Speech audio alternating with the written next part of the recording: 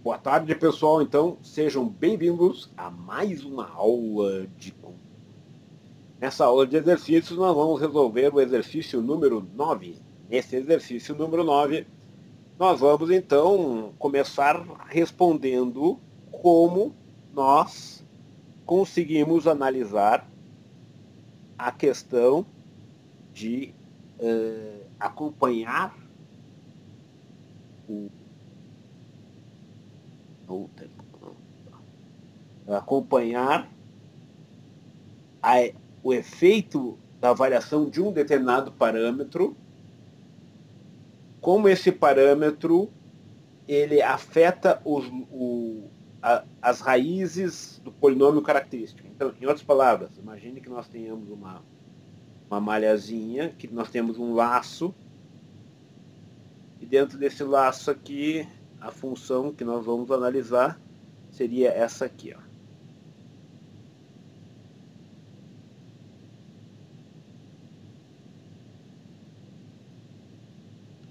E aí nós queremos saber como esse gama, como o gama afeta as raízes,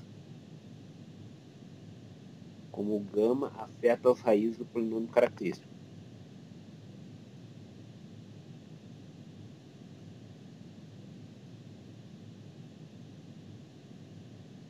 Só que isso aqui nós não sabemos fazer diretamente desse jeito. O que nós vamos fazer então, o que nós conseguimos resolver é algo do tipo. Imagine que nós tenhamos um sistema que eu tenho o parâmetro gama, se o parâmetro gama tivesse explícito, multiplicado por uma função h de s, a ser determinada aqui, nós íamos conseguir, então, esse problema nós conseguimos resolver. Esse caso nós conseguimos, esse aqui nós sabemos gerar o lugar das raízes. Então, o primeiro passo é nós criarmos esse h de s de tal forma que os dois casos tenham o mesmo polinômio característico. Então, esses dois problemas, eles têm que ter o mesmo polinômio característico.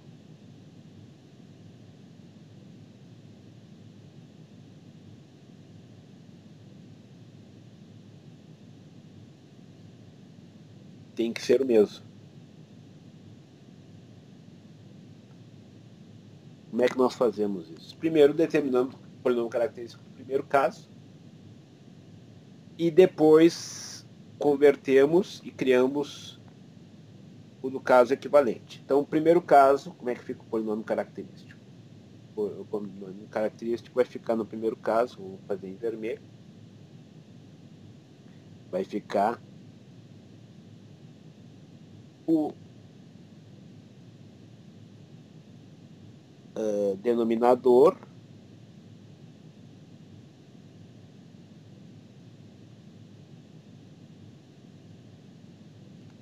mais um numerador. Esse é o polinômio característico. Como é que nós, a partir desse polinômio característico, geramos um sistema equivalente? A ideia é colocar o gama em evidência. Então, o que nós vamos fazer? Nós vamos pegar e vamos colocar tudo que multiplica gama como sendo o novo numerador, e tudo que não multiplica gama vai ser o novo denominador. Então vamos fazer isso. Então é simplesmente colocar s ao quadrado mais s mais 2. Isso é o que não está multiplicando gama. E aí eu ponho o gama em evidência, e o que está multiplicando gama vai ser o novo numerador.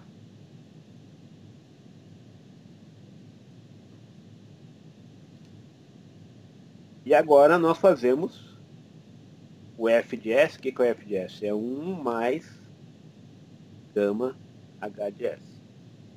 Esse f de S aqui, ele tem que ter o mesmo numerador, ou seja, o numerador desse f de S tem que ser igual aquele ali. Então, se eu fizer agora simplesmente 1 mais gama S ao quadrado mais S mais 2, esse aqui vai ser o sistema auxiliar, que se eu escrever o lugar das raízes para esse sistema, eu vou conseguir ter o lugar das raízes correspondente a esse polinômio característico, obtendo ele para o caso de uma variação de gama, que vai ser o mesmo polinômio característico do problema original. Então, com essa transformação, nós conseguimos, então, facilmente, usando as regrinhas de construção de lugar das raízes para esse H de S. Então, H de S é um artifício que nós fizemos de tal forma que esse H de S vai servir de lugar das raízes, que vai ter o mesmo polinômio característico que o problema original. Certo? Então, o que une esses dois problemas é o polinômio característico, e o segundo problema é um problema para o qual o parâmetro que nós queremos ver a variação dele, o efeito dele, fica evidente, fica explícito. Então, agora, para construir esse lugar das raízes aqui, a primeira coisa que nós temos que fazer é o quê? É calcular os polos. Os polos vão ser polos complexos, estão aqui ilustrados. Nesse caso aqui, os polos complexos vão ser esses dois.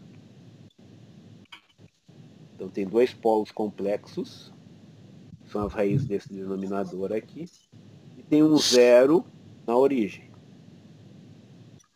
Aí o lugar das raízes, nesse caso, é esse aqui.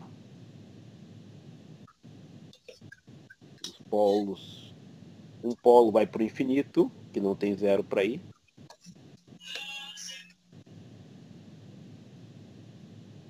E o outro polo vai para o zero. Esse é o lugar das raízes para esse H de S. Lugar das raízes para H de S. Que é equivalente a acompanhar o que aconteceria com o polinômio característico gerado para esse caso original, variando o gama. Certo? Alguma dúvida? Isso aí serve justamente quando nós queremos analisar o lugar das raízes, ou quando nós queremos estudar o efeito de um parâmetro que não seja o parâmetro ganho, que seja um parâmetro qualquer dentro de uma determinada função de transferência, afetando as características dinâmicas da malha fechada.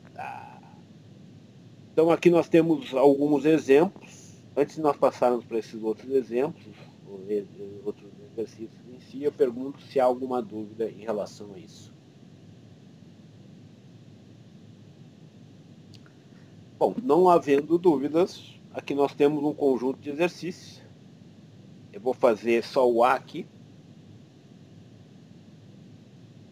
porque a solução desse exercício todos estão aqui, logo embaixo. Então, eu vou fazer só o A, para que a gente entenda a dinâmica da solução. Demais, se vocês tiverem dúvidas, é só me perguntar. Então, primeiro passo, É criar o polinômio característico desse cara aqui, do problema original.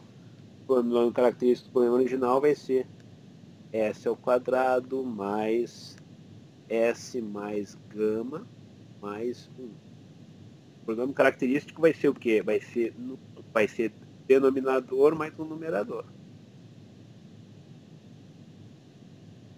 Esse é o polinômio característico. O numerador aqui é 1, então está aqui o numerador 1. O denominador é isso aqui. Tá aqui. Agora é pôr o gama em evidência. Então o segundo passo é indo em direção então a pôr o gama em evidência. Então, o que não é gama fica para um lado.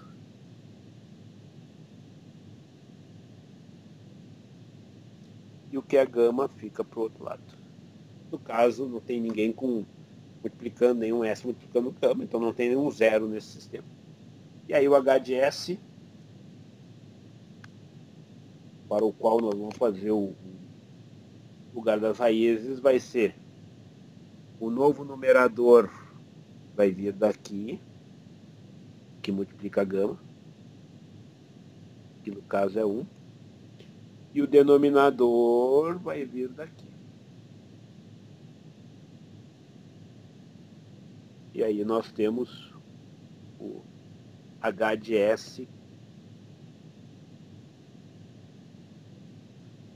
o H de S para o qual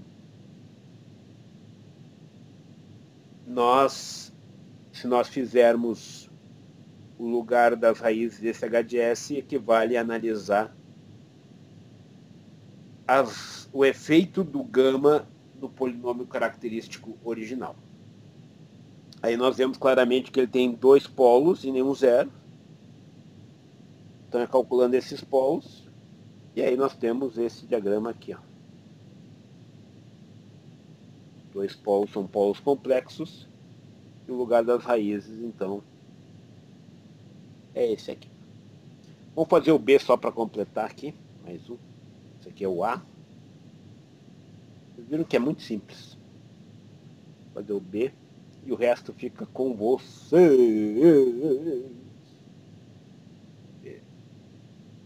B, vamos fazer aqui o B. Polinômio característico original é S ao quadrado mais S mais gama S mais 1. Então agora nós temos que pôr tudo que multiplica gama em evidência, gerando um novo polinômio característico. Eu vou colocar em preto.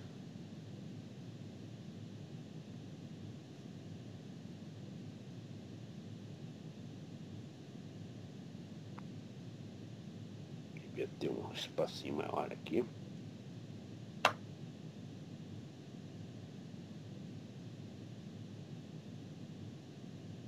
Então vai ser S ao quadrado mais S. É isso. E aí vai ser gama S mais 2.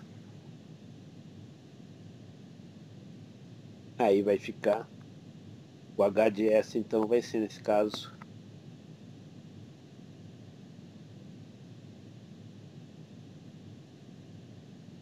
vai ser o S mais 2, S ao quadrado mais S. Eu tenho um polo na origem e um polo em menos 1. Então, os polos aqui em menos 1 e em 0. E eu tenho um 0 em menos 2.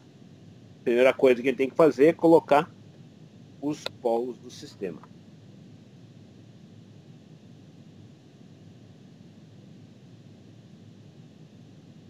Então, aqueles polos lá estão colocados aqui. Ó.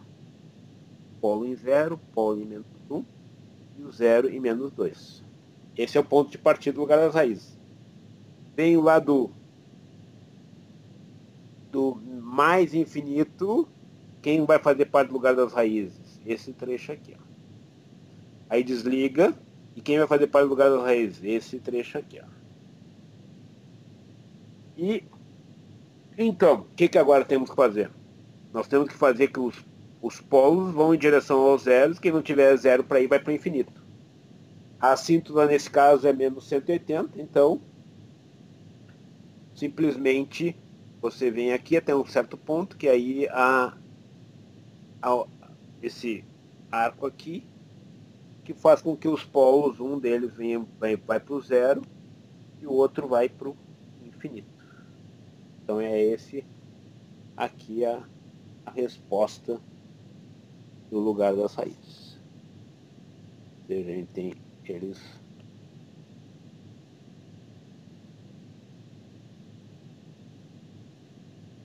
Ou seja, aumentando o gama, é essa migração dos polos do polinômio característico. Certo? A sistemática dos outros casos é exatamente a mesma. E a solução está aqui, logo aqui embaixo. Alguma dúvida, curiosidade, perguntas? A explicação do procedimento também está aqui, escrito passo a passo. Certo? Professor, eu não sei se falhou só para mim, mas eu não consegui entender muito ali no B por que sobe, por que faz esse círculo. É que é o seguinte, ótima pergunta, por isso que estamos aqui. Eles têm que, olha só, o ponto de partida no lugar das raízes são sempre os polos do sistema, certo? Então eu marquei os polos do sistema. O primeiro passo na construção do lugar das raízes é determinar que parte do eixo real vai fazer parte do lugar das raízes. Concorda? Então a primeira parte Sim. é essa. Eu vou lá e venho lá do mais infinito, vem vindo. Encontro uma singularidade, eu ligo. Então isso aqui faz parte do lugar das raízes. Encontro outra singularidade, que é essa aqui, eu desligo. Então esse trecho aqui, entre esse polo e esse zero, não faz parte do lugar das raízes. Certo? Aí eu volto a fazer parte do lugar das raízes quando encontro esse zero. Então a primeira parte do diagrama eu faço, vou desenhar aqui, então, passo a passo. A primeira parte, eu pinto ela. O diagrama é assim, ó. Então a primeira coisa é pintar quem faz parte do lugar das raízes, do eixo real. É isso que eu fiz. Agora, observe o seguinte, os polos têm que ir em direção aos zeros. Quem Sim. não tem zero para ir, vai para o infinito. Como é que ele vai para o infinito? Pelas assíntotas. A assíntota que ele tem é menos 180, porque só tem um polo órfão. O número de polos órfãos é NP menos NZ. Ou seja, eu tenho um polo órfão. Ele vai para o infinito, ele vai para menos 180. Ou 180, melhor dizendo, tanto faz. Então, o polo, quando for para o infinito, vai para cá, ó, menos infinito. Isso é o 180. Eu tenho que sair daqui, dos polos, e indo para o zero. Eu não posso ir mais pelo eixo real, eu tenho que fazer uma curva.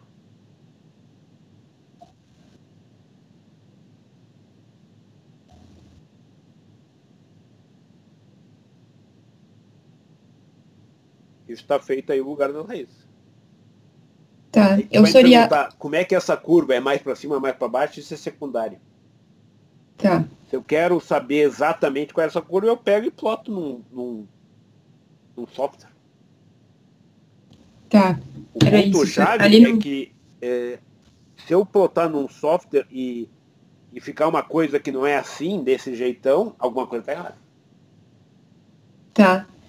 Isso vale o mesmo, por exemplo, para o D, porque tipo, eu também encontrei ali os polos, e aí eu não fiz essa curvinha para baixo, sabe? Eu fui direto para o Não, infinito. isso, sim, concordo contigo.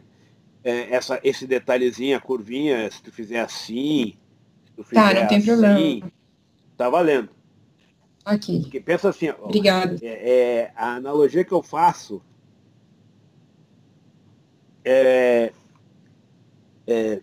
se vocês não acharem a analogia pertinente, não me xinguem, tá? Porque hoje em dia tu tem que cuidar muito do que você diz, o que você fala. Sempre tem alguém que vai achar que você está sendo alguma coisa que não é essa a ideia. Bom, mas tudo bem. Analogia, então, se você achar pertinente, use-a. Se não achar pertinente, esqueça.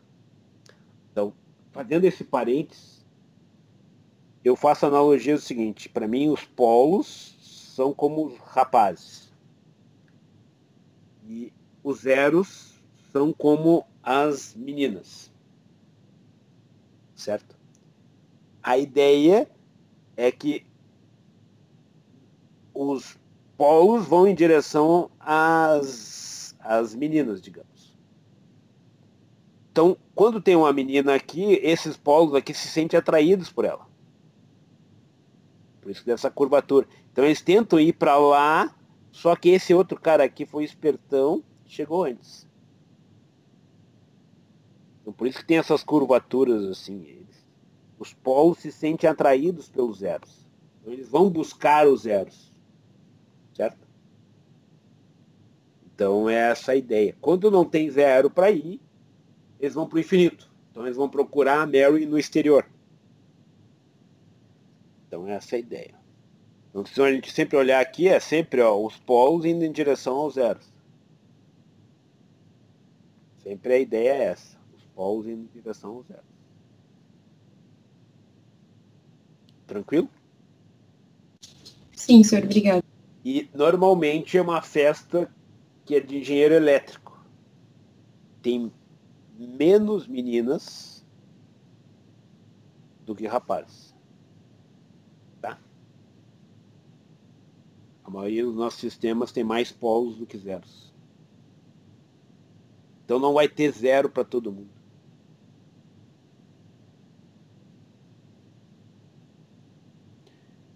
Há alguma dúvida mais em relação a esse exercício?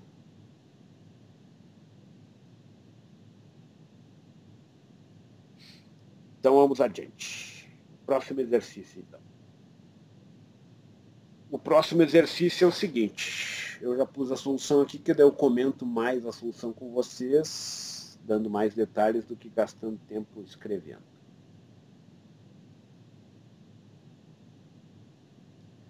Então, esse aqui, primeiro passo, é determinar o tipo de controlador que está sendo empregado.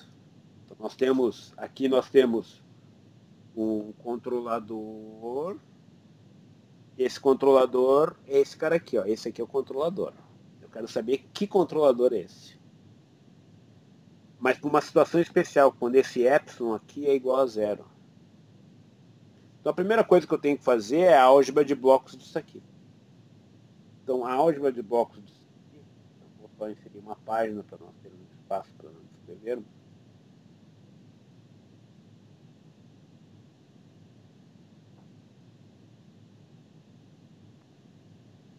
Primeira parte é escrever a álgebra de blocos aqui. Então o caminho direto dessa parte aqui vai ser KP, é o que vai no numerador. O caminho do laço começa aqui, ó.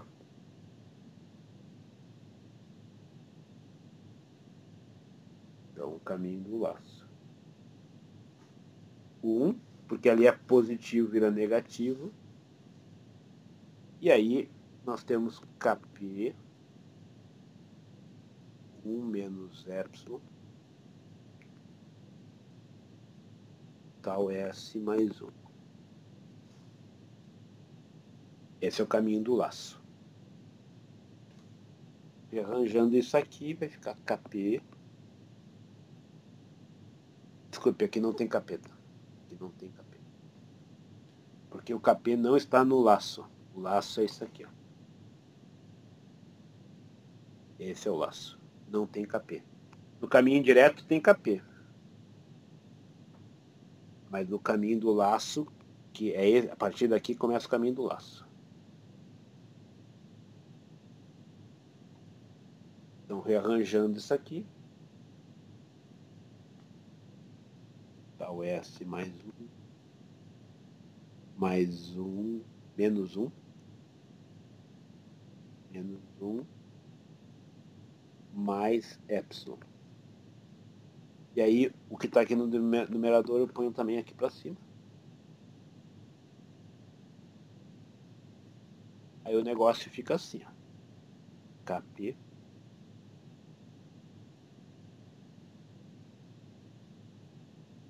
tal S mais 1, tal S mais 1, menos 1, mais epsilon. Esses dois aqui se cancelam.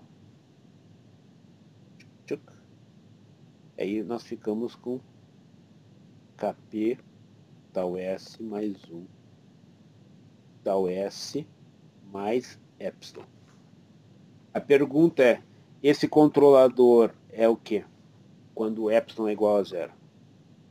Quando o epsilon é igual a 0, esse controlador é um PI. Porque a expressão do PI é isso aqui. KP mais 1 sobre tal I. Então vai ficar KP tal IS mais 1 sobre tal IS. Ou seja, o tal é o tal I. Então, esse controlador, quando epsilon é igual a 0, essa expressão aqui é igual a essa aqui. Isso é um controlador PI. Certo? Então, logo, isso aqui é um controlador PI. Onde tal é a constante de integração ou reset time. Tranquilo? Então, agora o próximo ponto é determinar o polinômio característico. Polinômio característico, nós vamos pegar esse cara aqui.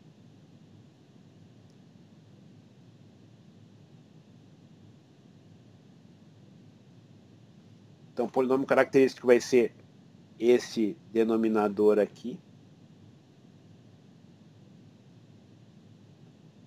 multiplicado pelo denominador tal S.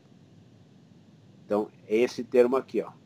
Esse aqui é o denominador do laço completo. Laço que é esse aqui, ó. Denominador desse laço aqui é isso aqui, multiplicado pelo denominador do controlador. Esse é o denominador do controlador, e esse denominador aqui é o denominador da planta, que é esse cara aqui. Mais o numerador da planta multiplicado pelo numerador do controlador, que é isso aqui com KP. Então, KP vezes 6 vezes tal I. Do controlador é esse termo aqui que vem, e o 6 vezes da planta. Esse aqui é o polinômio característico para essa malha aqui, ó. Certo? Bom, agora, multiplicando isso aqui, tal, um pelo outro, a gente vai chegar a S é o cubo, S é ao quadrado, 6kp, colocando isso em evidência, colocando esse S, que é o fator que depende de S. E aí, com isso, então, nós chegamos a isso aqui, em termos de rearranjo. Mas a resposta é essa aqui, ó. Tranquilo? Então, o polinômio característico simplesmente é,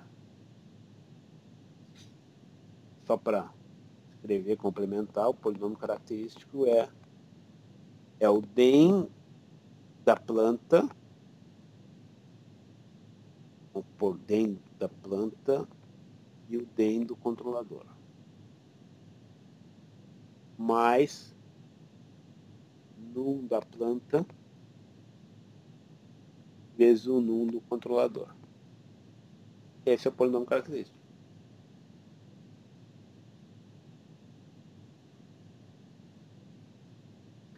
Agora vamos montar esse polinômio a matriz de Hurwitz. Então, esse polinômio aqui, escrito na forma de Hurwitz, ou seja, na forma de um polinômio de quarta ordem, vai ser isso aqui, ó. S vezes S ao cubo, vezes tau I, então é o tau I, S na quarta potência. Aí eu vou ter 6S ao cubo vezes tau I. Depois vou ter 11S ao quadrado vezes tau I.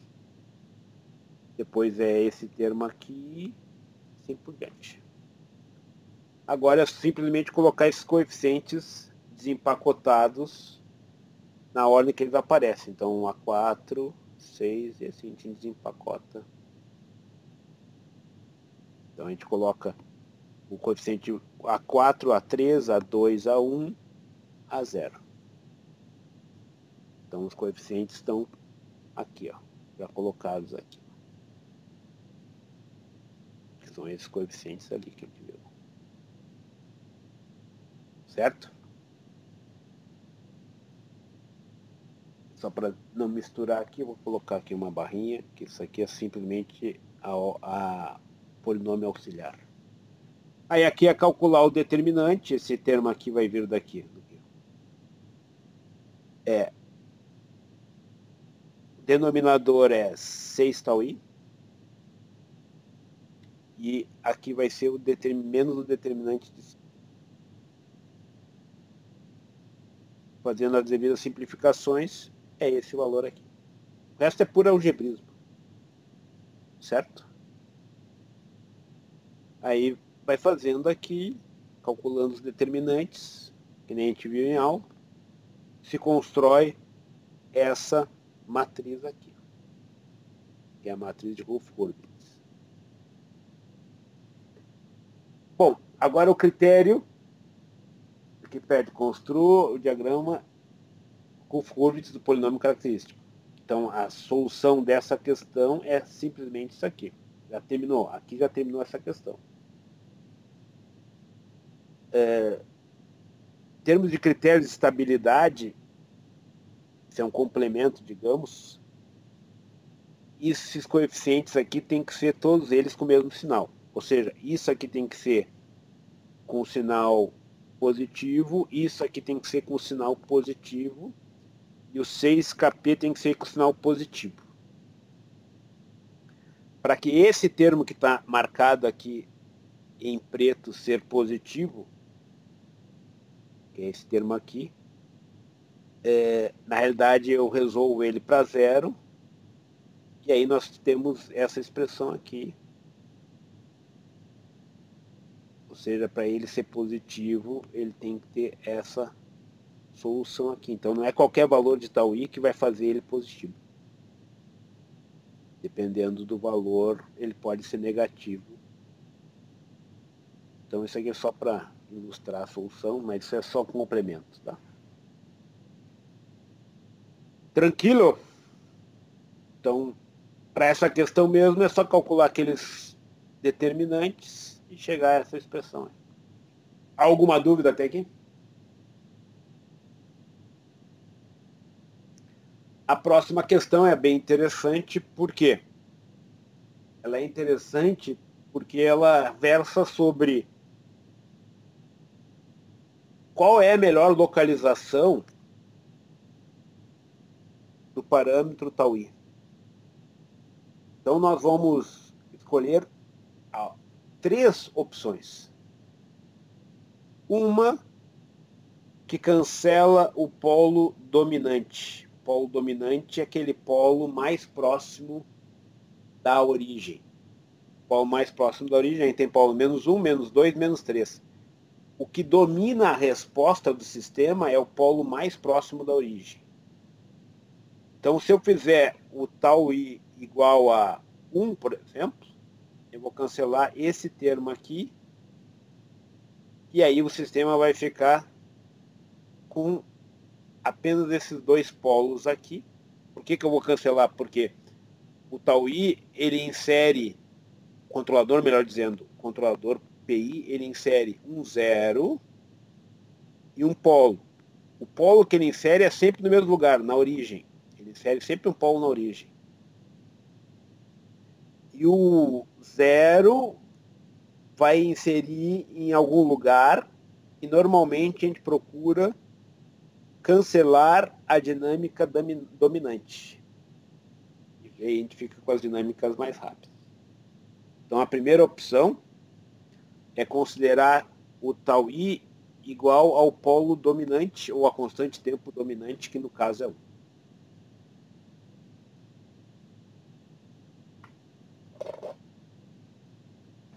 Ou seja, o nosso sistema que nós vamos calcular o laço é esse aqui.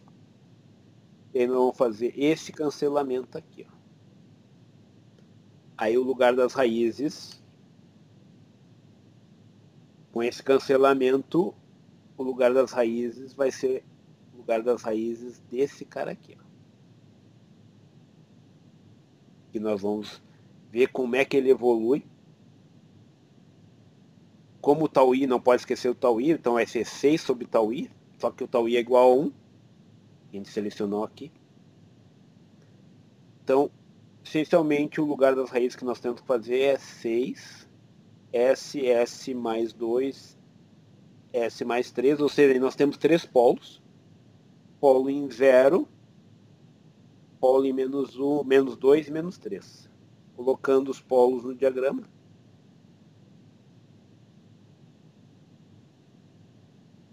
E agora não tem zero, porque o zero nós já fizemos o cancelamento, né? Então não tem o zero, porque eu cancelei e diminui inteiro. Construindo o lugar das raízes, nós vemos a evolução da resposta, que é essa aqui. E aí a pergunta é, qual é o maior valor de Kp? Ou seja, qual é o ganho ultimativo, o ganho crítico, até instabilizar o sistema? Aí nós temos duas formas de calcular, uma forma usando, aqui eu tenho a frequência ultimativa, e aí a outra forma que nós temos é o laço. O laço no nosso caso é Kp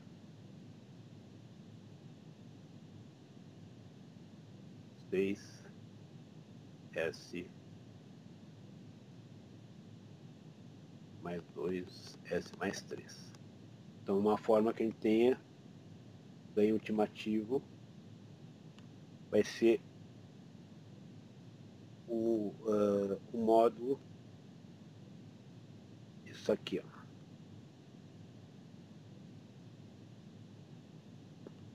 Substituindo aqui esse S por J ômega.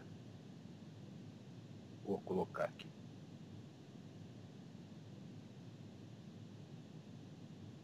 J ômega U, J ômega U mais 2, J ômega U mais 3 sobre 6. Então isso aqui vai dar o resultado do ganho ultimativo. Vai ser o maior ganho. Então quando o Kp é igual ao Ku, ele vai ser o maior valor possível desse ganho. Sem estabilizar.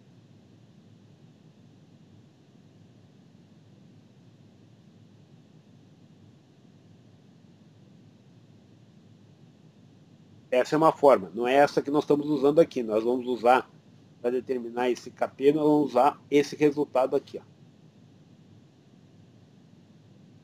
Esse resultado aqui. Então, pelos coeficientes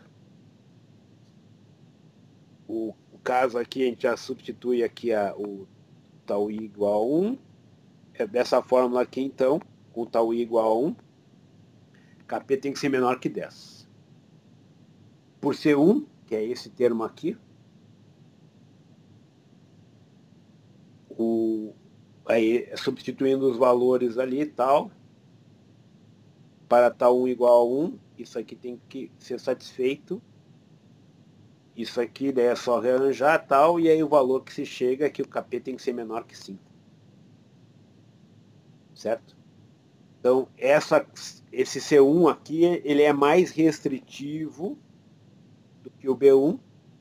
Então, para ele ser estável, o Kp tem que ser menor que 5.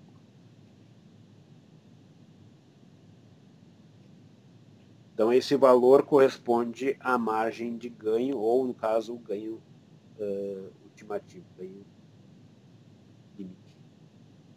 Por que nós não podemos fazer por esse caso aqui? Porque, na realidade, aqui, ó, o ômega U eu sei porque eu tenho o lugar das raízes feito bonitinho pelo computador. Mas também é pedido que se coloque o lugar e construa o lugar das raízes. Então, você tem uma imprecisão nesse ômega U aqui. Então, você vai ser obrigado a resolver através dessa matriz de Hurwitz aqui. E o ponto-chave é que isso aqui tem que ser maior que 0. Então, essa expressão aqui tem que ser maior que 0, substituindo o valor de tau i igual a 1, que é aquele que foi especificado aqui, e processando isso aqui de tal forma que isso tem que ser maior que 0, que é o que nós fizemos aqui. Isso tem como resultado Kp menor que 5. Então, o limite é Kp igual a menor ou igual a menor que 5. Igual a 5, ele vai estar exatamente aqui em cima. Igual a 5. Menor que 5, ele vai estar para baixo. Certo? Tranquilo? O próximo exercício é similar. Só que agora nós temos o tal igual a 0,75. Aí o polinômio fica de quarta ordem. Exatamente quarta ordem. Aí eu não posso esquecer o 0,75 aqui, faço exatamente o mesmo procedimento. Determino os polos do sistema e os zeros. Agora o zero ele não mais cancela o polo. No caso anterior, nós tínhamos o cancelamento desse zero aqui, esse polo aqui que está mais próximo da origem, por esse zero aqui, ó. Agora o zero não está mais cancelando o polo. Então a primeira parte que nós temos que fazer é colocar no diagrama os polos e zeros. Então, colocando os polos e zeros, fazemos aquela regrinha vindo lá do menos infinito, enquanto uma singularidade. Então, esse trecho faz parte do lugar das raízes, esse trecho faz parte do lugar das raízes e esse trecho faz parte do lugar das raízes. Quem vai ficar com o Mary é esse polo aqui. E aí, as assíntotas são 3 assíntotas com 60 graus, porque tem 3 polos que vão para o infinito.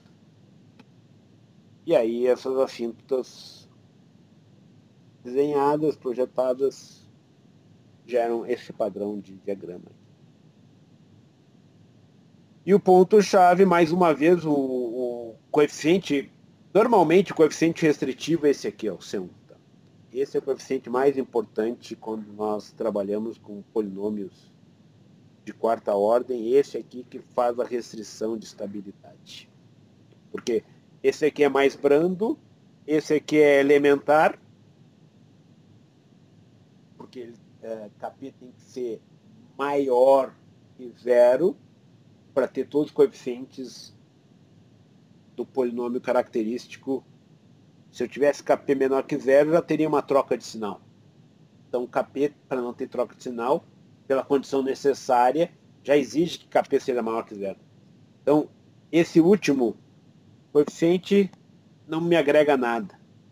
E o mais restritivo é o seu. Então, vamos direto para ele ali. Mais uma vez, é só substituir os valores, fazer o processamento, calcular. E a gente chega que o valor de Kp limite 3,70. 3,70.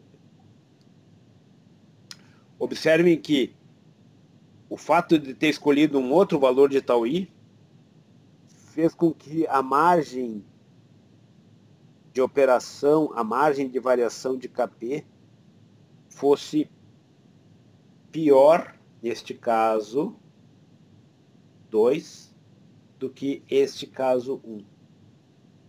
Caso 1, nós temos uma capacidade de variação de Kp maior, certo? Então, normalmente, a gente procura colocar o zero ou em cima do polo dominante ou para dentro dessa região aqui, ó. Porque isso vai aumentar o valor permitido para o Kp, melhorando a característica dinâmica. Então, essa localização aqui que foi feita do zero não foi adequada. A localização anterior de cancelar o polo dominante gerou resultados superiores a essa alternativa aqui, que foi colocada aqui com 0,75. Certo? O terceiro caso, ele é mais crítico ainda. Então, o segundo caso, trata-se de um péssimo ajuste, um ajuste ruim. E o terceiro caso, trata-se de um péssimo ajuste. Ninguém deve fazer isso. Ninguém. A planta não tem zero positivo. Eu vou lá e coloco um zero positivo. Coloco um zero positivo. Ou seja, o controlador, ele insere zeros. Eu não posso pôr um zero no semiplano direito. Se eu pôr um zero no semiplano direito, eu vou atrair os polos para o semiplano direito.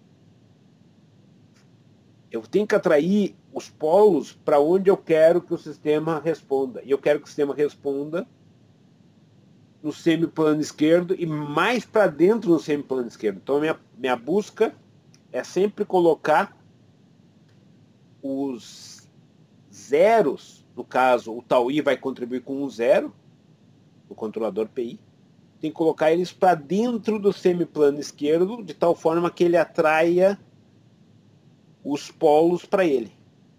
E aqui, então, digamos que eu não soubesse disso, eu coloquei uma resposta inversa no controlador. O que significa isso? Significa que o controlador sabia que tinha que abrir a válvula de controle, mas, para viver perigosamente, ele fez o quê? Ele fechou a válvula de controle no primeiro momento, deixou a coisa piorar e só depois resolveu abrir. Ou seja, ele criou uma resposta inversa. Ele deixou o sistema piorar para depois tomar a ação corretiva. Certo? Então, isso é o cúmulo, é um sacrilégio. Certo? E aí vamos ver, digamos que nós não sabemos disso e estamos nem aí. E vamos colocar. E se nós fizermos isso, um ponto importante é nunca nós colocamos τi negativo nem τd negativo. Justamente porque vão inserir zeros positivos. Certo? Não porque τ é uma constante de tempo e o tempo só é positivo, só anda para frente. Não. É porque, nesse caso, nós iremos inserir um zero positivo. Que nem aqui. Ó. Tá? Então, fazendo o mesmo procedimento, agora colocando tal i igual a -1, o numerador aqui vai ser -1. O controlador vai ter que ser negativo, tá? Porque agora é um zero positivo aqui, nesse esquema, ele vai ficar negativo aqui e tal, papapá. Então a gente estrutura de tal forma que porque o -1 vai aparecer aqui embaixo. Agora nós viemos no diagrama na hora de construir. Então, coloco lá o polo 0, -1, -2, -3 e o zero positivo em 0, 1, em 1.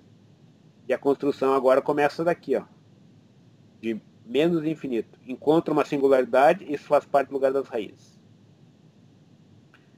Aí desligo e volto a ligar.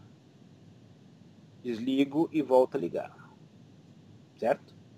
Então, isso aqui é devido o ganho para estabilizar essa planta, ele tem que ser negativo. Então, esse é o ponto. E observe que agora todos os coeficientes aqui do nosso polinômio característico estão multiplicados por um valor negativo. Então, tem que ser tudo negativo. Então, a lógica agora, em lugar de ter valores positivos para estabilizar, tem que ter tudo negativos. Então, muda todo o esquema lá, da expressão. E a gente chega à expressão que é essa aqui. Ó. Se a gente pensar em termos de módulo, o Kp, como é negativo, digamos, pensando em termos de módulos, a gente poderia pensar que aqui Kp em módulo menor que 3,70. Aqui seria Kp em módulo menor que 0,63, 6,40, 6,4. 0,64, melhor dizendo. Isso aqui diminui muito a estabilidade do sistema. A faixa que eu tenho para variar o Kp é de 0 até esse número. Observem que ela é muito menor do que de 0 até esse número. E que é ainda menor ainda em relação a 0 em relação a esse número. Então, se eu fizer um ajuste adequado do tau i, moral da história, se eu fizer um ajuste adequado do tau i, eu tenho uma faixa mais ampla de variação de Kp, tirando comportamentos dinâmicos adequados. E se eu fizer uma escolha esdrúxula, eu tenho uma faixinha pequena, limitando consideravelmente a capacidade de controle. Certo? Então, a questão 1.7 versa sobre isso. Considere os valores de tal, no caso do tau i, analisados. Qual deles você seguramente não recomendaria? Seguramente não recomendaríamos um tau i menor que 0, pois nesse caso teremos um zero positivo, qual reduzirá o máximo valor em modo possível para o ganho que nós podemos empregar no sistema. Isso impacta no desempenho da malha de controle, ou seja, é uma porcaria, certo? Como regra geral, então, nós normalmente fazemos e procuramos um tau i da ordem da constante tempo dominante, ou seja, do polo mais próximo da origem.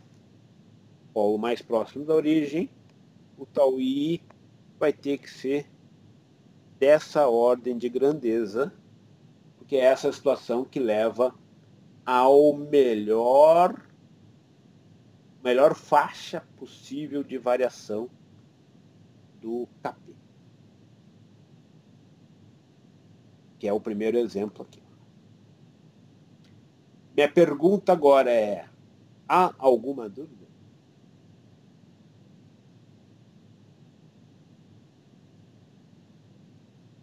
Caso não haja nenhuma dúvida, vamos para o próximo exercício. Ô, professor. Diga. Eu tive um problema no computador, não consegui pegar o começo da aula. Eu tinha umas dúvidas da primeira questão. Eu nem sei se tu respondeu, porque eu não peguei o começo. Não sei se tu quer que eu pergunte ou posso mandar por e-mail. Pode perguntar sim. Diga aí. Tá. Da primeira questão ali, se puder subir. Então vamos lá para a primeira questão.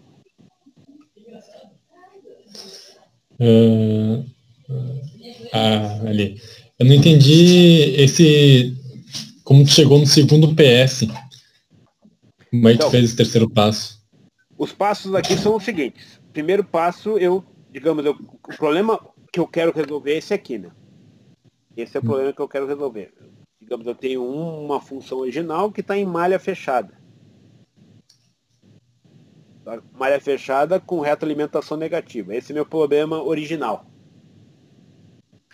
Aí eu quero saber o efeito desse parâmetro nas raízes do polinômio característico, ou seja, nos polos e no comportamento dinâmico, mas principalmente nos polos dessa malha aqui. Então, para isso, eu tenho que calcular o polinômio característico dessa malha. O polinômio característico vai ser o quê? É o denominador dessa malha mais o numerador dessa malha, ou desse laço. Então, se nós fizermos isso para o caso dessa função vermelha, vai ficar assim. S ao quadrado, gama S mais 1. E o numerador S mais 1. Certo? A questão é que, embora o questionamento seja pertinente, totalmente pertinente, eu não sei resolver, ou nós não aprendemos regras que nos permitam rapidamente construir o lugar das raízes desse polinômio, em que o coeficiente que nós venhamos a variar esteja no denominador ou esteja em qualquer outro lugar. O que nós sabemos fazer é o lugar das raízes em que o coeficiente que eu quero determinar ele está explícito, multiplicando uma função. Ou seja, esse gama não está dentro da função. Ele está multiplicando essa função. Então, a pergunta é, será que eu não consigo transformar o problema original num problema em que nós tenhamos o parâmetro que nós queremos analisar explicitamente colocado fora desse jeito aqui? Então, aí, como é que nós chegamos a essa expressão? Nós criamos para essa malha aqui em preto o polinômio característico dela. Mas como é que nós vamos fazer? Nós vamos precisamos deixar o gama explícito. Para deixar o gama explícito, tudo que tiver gama na malha original, polinômio característico original, vai fazer parte do novo numerador. E tudo que não tiver gama vai fazer parte do novo denominador. Então, eu agrupei os que não tinham gama e agrupei os que tinham gama. Aí, o h de s, que é essa função auxiliar aqui, vai corresponder a esse denominador aqui. E o numerador vai ser esse cara aqui. Agora nós temos um problema auxiliar com esse h de s, onde o gama aparece explícito. E aí nós construímos o lugar das raízes para esse h de s. Uhum. Que aí é equivalente à evolução devido à alteração desse gama do problema original. Não sei se ficou claro. Sim, entendi agora. E nós vamos ver isso agora no próximo exercício. Eu também tinha uma dúvida com relação àqueles 6 gráficos que tu mandou na videoaula pra gente fazer ao lugar dos polos, sabe? Aqueles daí eu te respondo depois de terminar aqui, pode ser? Tá, perfeito. Só para não.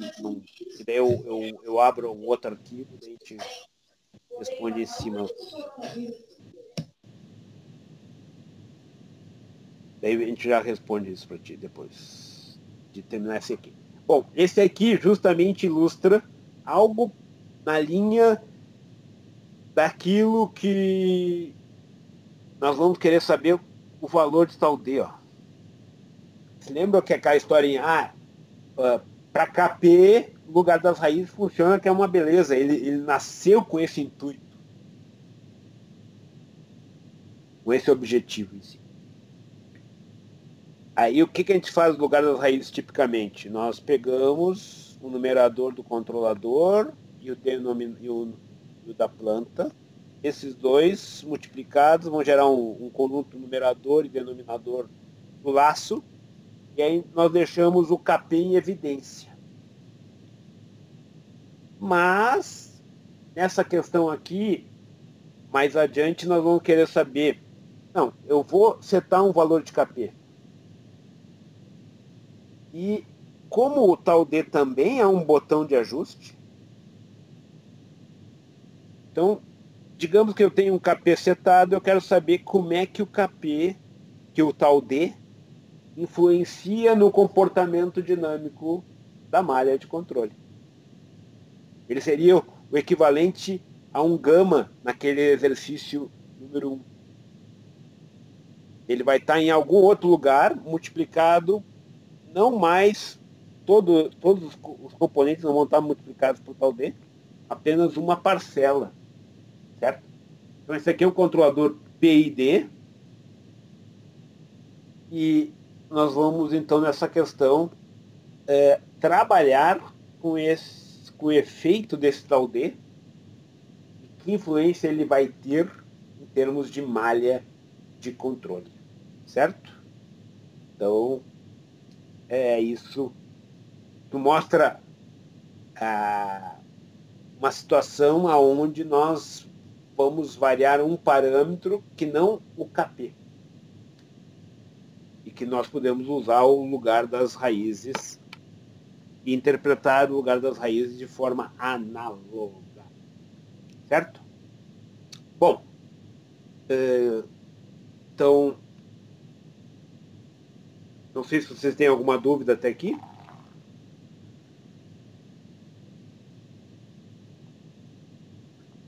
Bom, então vamos lá. A primeira coisa que vocês vão ver aqui é que para usar o lugar das raízes, esse termo aqui está nos causando problema. Então, o nosso primeiro vídeo da semana 10, ele versa sobre aproximação de padê.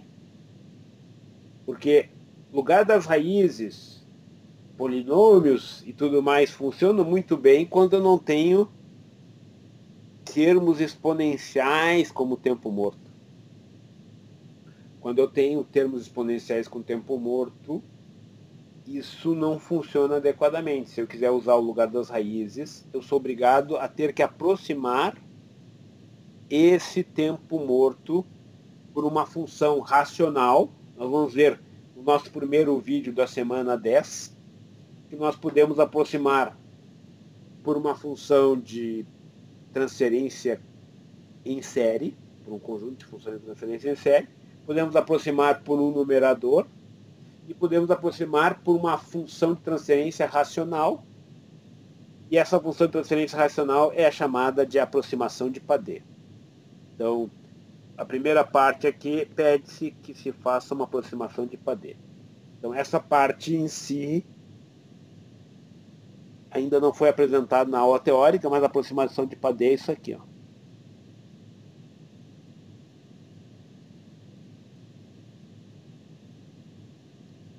Então, isso vai ser detalhado no nosso próximo vídeo de aula teórica. Essa é a aproximação de padê. Certo?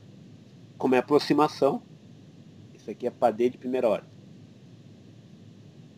Observem que o padê de primeira ordem aproxima o tempo morto por uma resposta inversa. Então vai fazer com que a resposta do sistema, o tempo morto seria isso aqui.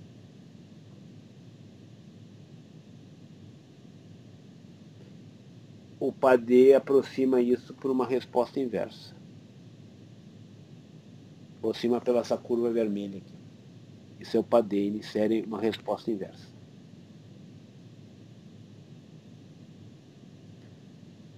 Observe que tanto a resposta inversa quanto o tempo morto são os grandes vilões das malhas de controle.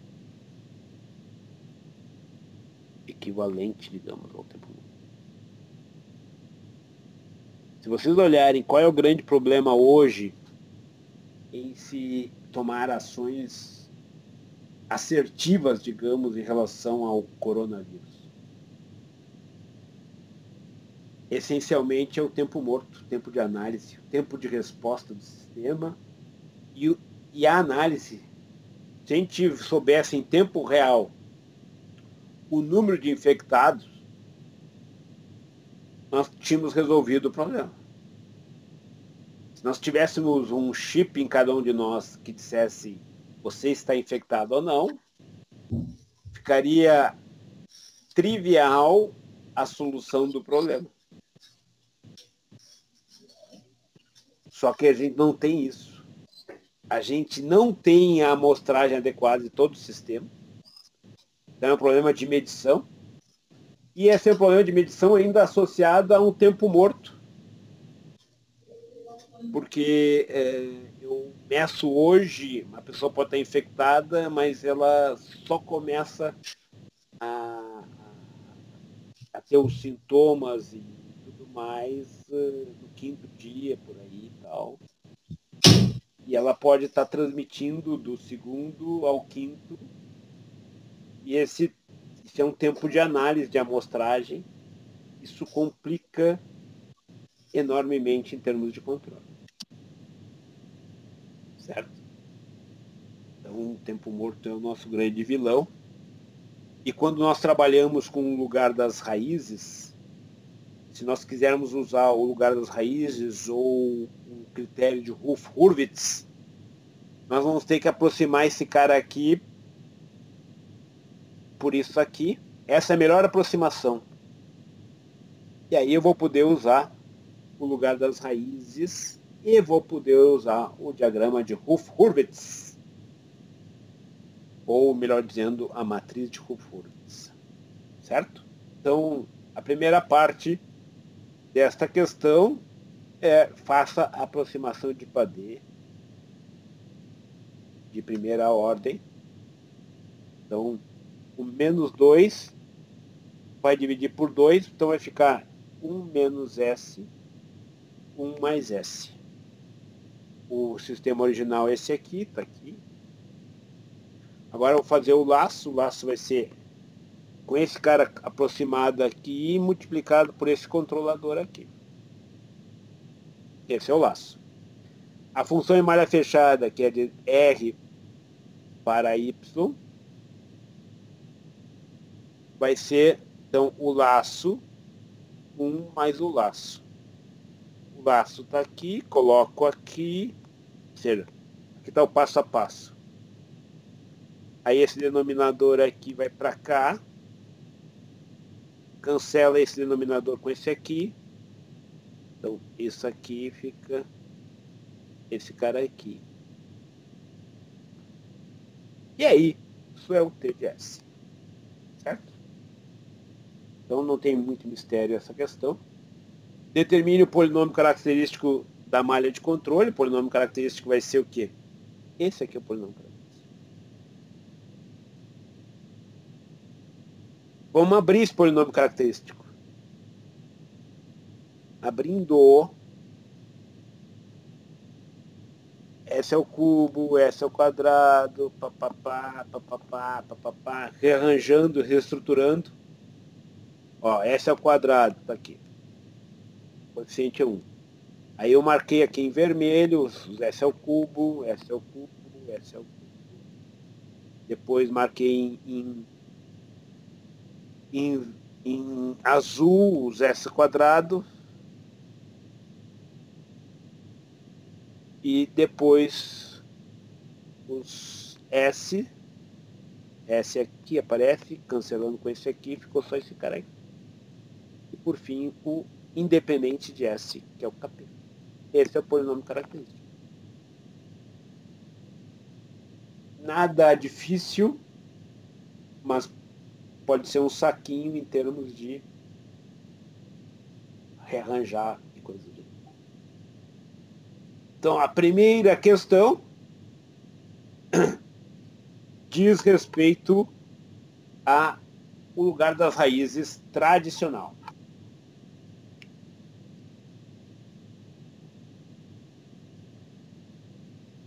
Aí nós vamos pegar o laço, o KP vai ficar em evidência. Então, a gente vai fazer o lugar das raízes desse cara aqui, considerando um determinado valor de tal D. Tal D é igual a 2.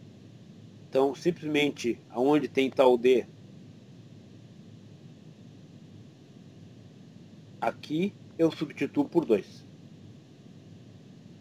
Aí eu vou fazer o lugar das raízes desse cara aqui, ou seja, eu vou considerar isso aqui, os zeros disso aqui vão ser os zeros do sistema, no lugar das raízes, e os polos vão ser os polos disso aqui. Se calcular os zeros, vou ter 1, 0 e 1, devido à resposta inversa. E vou ter um zero, 2 zeros complexos, que são esses caras aqui. E os polos menos 1, esses aqui e esse aqui. Então tem 2 polos complexos. Tenho 2 zeros complexos. O problema é esse zero no semiplano direito. Isso faz com que eu inverta a ordem do diagrama, porque eu tenho um zero no semiplano direito. Então o liga e desliga começa no menos infinito. Venho vindo. Encontro uma singularidade, liga,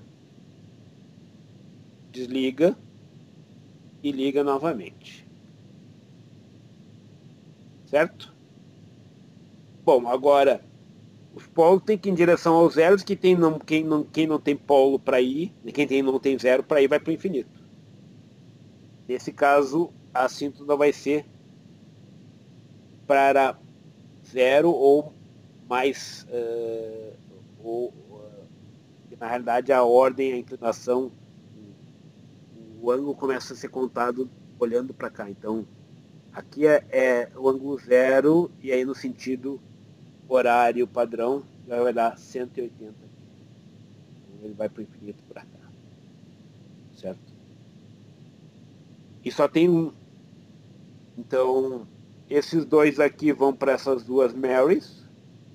Esses dois aqui vão buscar esta Mary perdida na vida. E um deles vai para o infinito. Pergunta clássica é: professor, desses dois, quem vai ficar com Mary? Eu não sei. Eu poderia ter feito simplesmente esse azul indo para cá e o vermelho indo para lá. Certo? Pelo momento que eles são polos complexos, eles são irmãos gêmeos atrás da mesma Mary.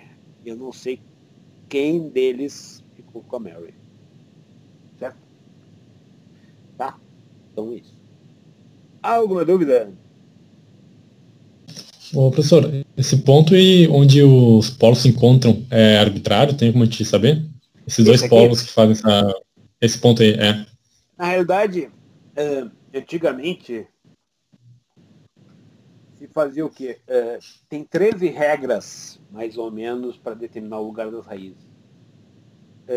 Só que, para determinar esse ponto, tu teria que derivar igualar a zero, teria que resolver um sistema de equações, certo?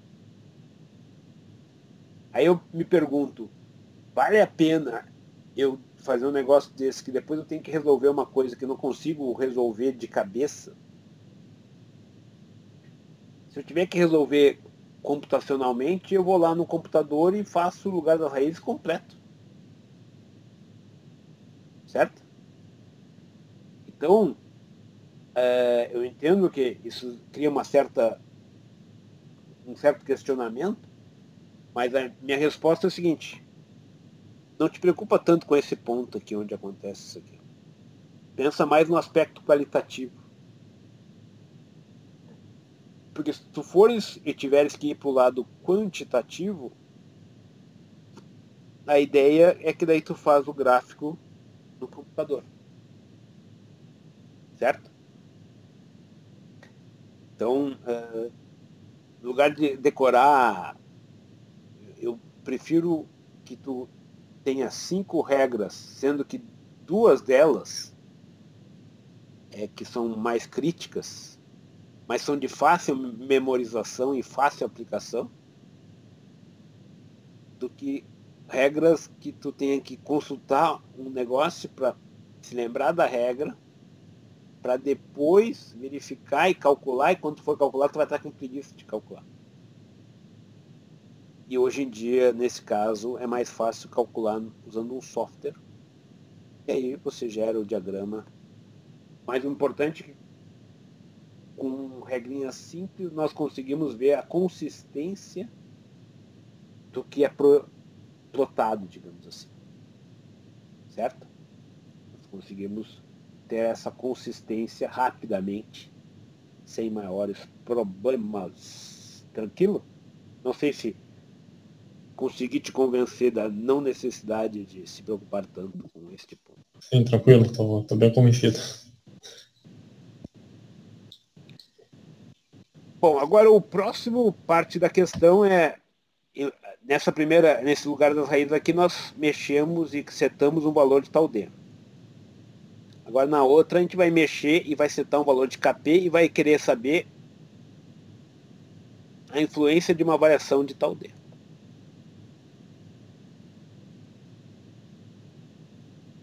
Então, o KP, vamos substituir por KP igual a 0,7. E aí nós queremos ver que influência o tal D vai ter. Então, ou seja, nós temos que criar aquele H de S. Aquela função de transferência auxiliar.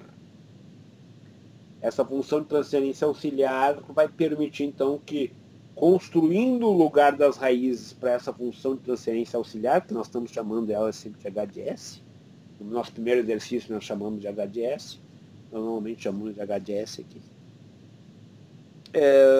vai permitir, então, que, construindo o lugar das raízes para ela, nós vamos ter o efeito que uma variação de tal D vai ter quando ele for alterado. Isso é interessante, porque daí a gente consegue ver se o tal D traz benefícios, não traz benefícios, que faixa que ele traz benefícios. Isso é interessante. Então a primeira coisa é tudo que vincula um com o outro é o polinômio característico. Então eu crio o polinômio característico e aonde tem tal D do problema original, o polinômio característico é esse aqui, né? Esse é o polinômio característico. Só que agora eu vou colocar KP, o número que é 0,7 aqui. E aí vai ficar só o tal D, que aí eu vou ter que colocar os parâmetros, todas as partes que multiplicam o tal D, vão virar o novo numerador. Tudo que multiplica tal D é o novo numerador. E tudo que multiplica, que não multiplica tal D, vai ser um novo denominador. Então, essa parte aqui está simplesmente aquela expressão, o polinômio característico que nós havíamos determinado antes, já substituindo o valor de KP. E aí é só pôr o tal D em evidência. O tal D está aqui em evidência. E o não tal D está aqui. Esse não tal D vira o denominador. E o que multiplica tal D vira o numerador. E aí nós temos o H de S. É isso aqui. Certo? Professor, Diga. por que a gente... Eu não entendo por que a gente não pode simplesmente substituir KP no L de S. KP onde? Esse valor de KP, o 0,7, lá na nossa L de S, porque pra mim eu não entendo por que muda. Tipo, o sistema é o mesmo, então meu laço seria o mesmo, não? O laço é o mesmo, concordo. Então vamos Então, ver por que aqui. que a gente... Eu concordo, vamos ver se eu consigo te explicar. Tá. O LGS, o laço é o mesmo. Substituir o KP aqui. 0,7. Perfeito. Só que eu quero saber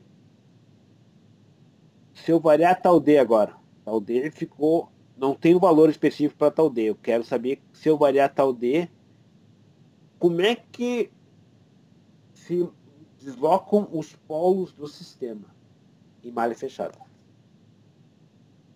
Observem que o lugar das raízes eu sei construir porque o KP está multiplicando todo mundo, né? Só que o tal D não multiplica todo mundo. O tal D só está multiplicando esse cara aqui, ó.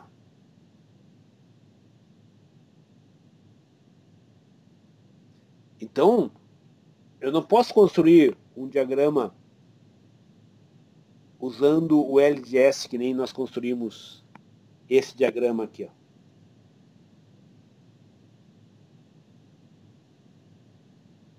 Porque o parâmetro aqui, KP, ele está multiplicando tudo isso aqui, ó. E eu sei construir um diagrama, nesse caso aqui, ó. Que eu tenho um parâmetro que vai variar, multiplicando todo o resto. No caso do tal D, ele não está multiplicando todo o resto. Ele está multiplicando somente esse termo aqui, ó. Não sei se ficou claro agora. Entendi, senhor. Obrigada. E aí a gente faz um artifício para que ele passe a multiplicar todo mundo. Ou seja, esse artifício deixa agora ele está multiplicando todo mundo.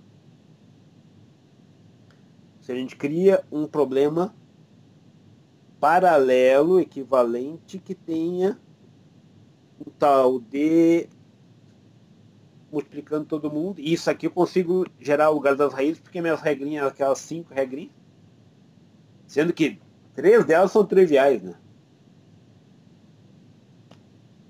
Que o diagrama é simétrico em relação ao eixo real, aquela coisa toda. Essencialmente, a regrinha fundamental é quem vai ficar com Mary, que é o liga e desliga, que é a parte do eixo real que vai fazer parte do diagrama, e as assíntotas que vão para o infinito. E o resto é desenho técnico. Se eu soubesse disso, eu teria me esmerado mais em desenho técnico. A mão livre. Mas eu não sabia. Então agora nós vamos gerar o lugar das raízes desse cara aqui. Os zeros desse aqui com os polos desse aqui.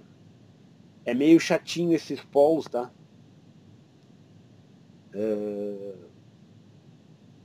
Porque na realidade quem tem um polinômio de quarta ordem, certo?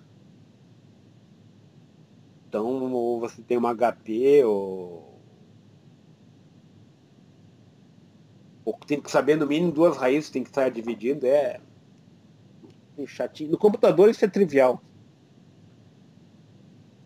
Mas na calculadora também é trivial, mas numa ilha deserta também não é assim tão simples. Mas tirando esse... Você chegou a essas raízes aqui, que são essas 4. Coloca as raízes.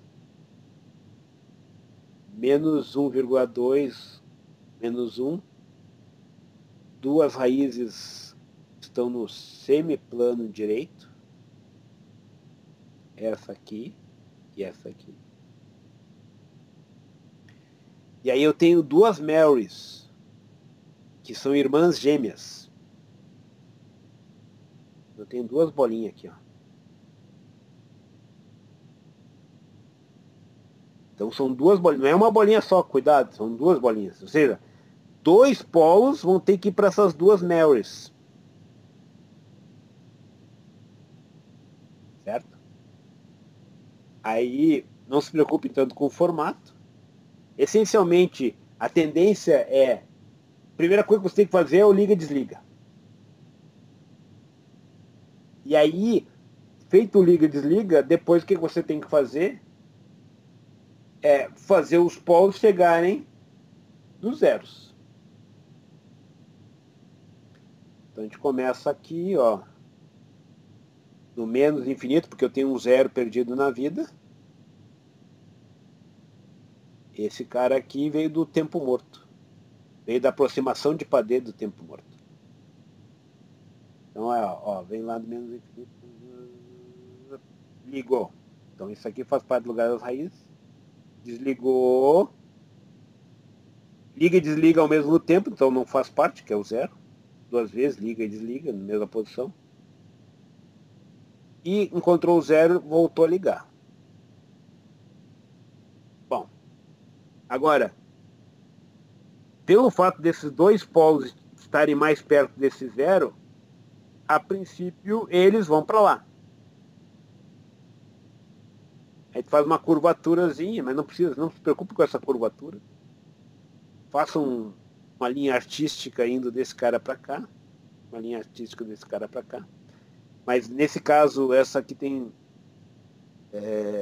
ou seja, eu aceito qualquer alternativa assim. Raramente vai ser uma coisa de linha.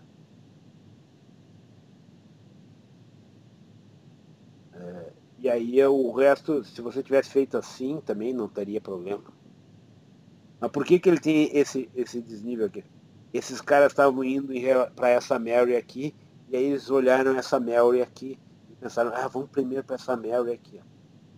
Mas daí esses caras foram mais rápido e ganharam essas Mary aqui. Esses caras tiveram que fazer uma viagem mais longa atrás da Mary. Certo? Então, a historinha é essa. Dá para contar a historinha do lugar das raízes. Tranquilo? E agora a interpretação que é o mais interessante. Né? A interpretação agora é o mais interessante. A interpretação ela está facultada aqui a essa representação adequada aqui, ó, tá? Então, confesso que isso aqui e essa curvatura não é simples de fazê-la. Então, se você fizesse qualquer coisa um pouco diferente aqui, eu estaria aceitando. Uma vez que isso é um detalhezinho que para a interpretação faz uma diferença, tá? Mas então, dependendo como você desenhasse, o resultado seria, em termos de interpretação, um pouco diferente. Mas então vamos à interpretação.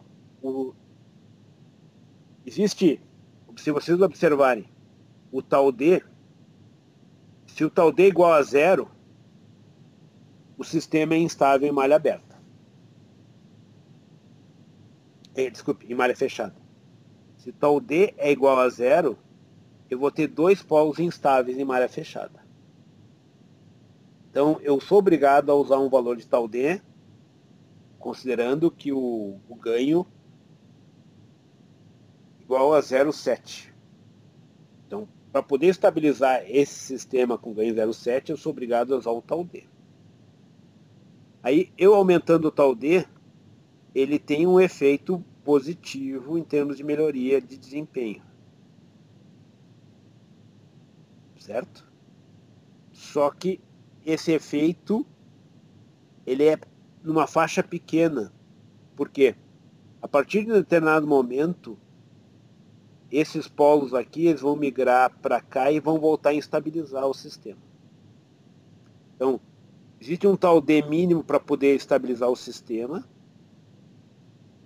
que vai fazer com que esses polos saiam dessa posição e fiquem para dentro do semiplano esquerdo. Mas a partir de um determinado valor, se eu voltar a aumentar o tal D, o sistema volta a estabilizar. Porque daí esses caras aqui vão para o semiplano direito. Então a faixa de variação permitida de tal D é muito pequena para esse sistema. Ou seja, sistemas de primeira ordem com tempo morto, a inserção do tal D não traz grandes benefícios. Isso nós evidenciamos por esse diagrama aqui, que representa uma situação típica de sistemas de primeira ordem com tempo morto, mostrando que o tal D em si não é muito significativo em termos de melhoria de desempenho, porque a faixa que ele vai poder variar é muito pequena, porque ele fica amarrado, né? Então tem é essa interpretação que a gente tira desse diagrama aqui. Isso é interessante porque permite então esse entendimento de uma forma bem prática, digamos. Certo? E aí, se nós fizermos o Hurwitz, está aqui o Hurwitz, é cálculo determinante, piriri, parará, parará, e a gente vê que a faixa do tal D é pequena.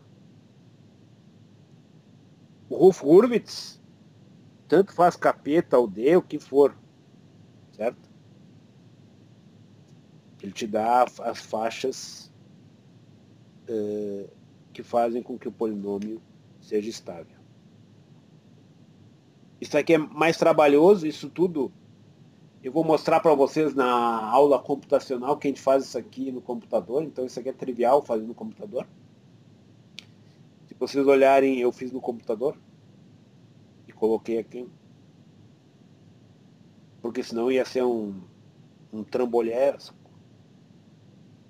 Mas no computador é trivial e aí você consegue resolver isso. Inclusive, esse condicional aqui eu vou mostrar para vocês que no computador a gente vai fazer também. Facilmente. Mas o mais importante é vocês entenderem como usar essas ferramentas e que tipo de informações elas nos dão. E com isso, então, nós terminamos este exercício aqui. Pergunto, antes de responder as outras perguntas que não estão vinculadas a esse exercício, eu pergunto para vocês se vocês têm alguma questão relativa a este exercício 9.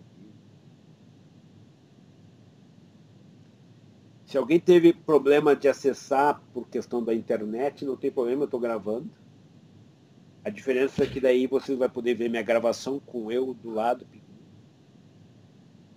tomando chimarrão, no caso. Tomando chimarrão. Alguma pergunta?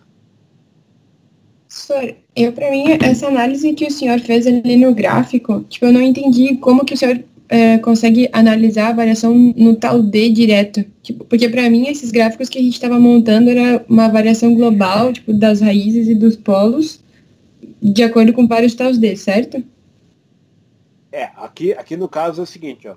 Esse é o lugar das raízes, do polinômio característico, digamos, em que o tal D está variando. Se tal D for igual a zero, ele vai partir aqui desses pontos. Ó. Desse e desse. Então, se tal D for igual a zero, que nem aquela interpretação quando o KP era igual a zero no lugar das raízes tradicional. Ele sendo igual a zero, ele vai partir desses pontos. A gente vê claramente que se eu não colocar tal D com aquele KP de 0,7, eu não consigo estabilizar a planta. Certo? Eu sou obrigado a ter um tal D maior que zero. Porque daí o tal D maior que zero vai fazer com que esse polo migre para dentro do semiplano esquerdo. Só que a faixa de variação de tal D é pequena, porque à medida que esse cara está migrando, meu objetivo seria colocar esses quadradinhos, representaria o valor dos polos em malha fechada para um determinado valor de tal D. Mas observem que, em termos de dinâmica, o ideal seria que os polos do tal D, que o tal D levasse o sistema para essas posições aqui. Ó. Vocês observem que, levando para essas posições, ele vai fazer com que dois polos vão para o eixo imaginário. Ou seja, a faixa de variação do tal D aqui, a ponto de melhorar a dinâmica, é muito pequena. Então, isso mostra que para esse sistema aqui, a melhor coisa que tem a fazer é não usar o tal D, porque especificamente é melhor setar um tal I adequado e um KP adequado, porque a margem do tal D é muito pequena. Não sei se respondi a tua pergunta. Sim, senhor, obrigada. Mais alguma questão que está vindo do temporal? Ó, trovão. Então tá, eu vou agora responder a outra pergunta, vou acabar com esse vídeo aqui e vou responder a outra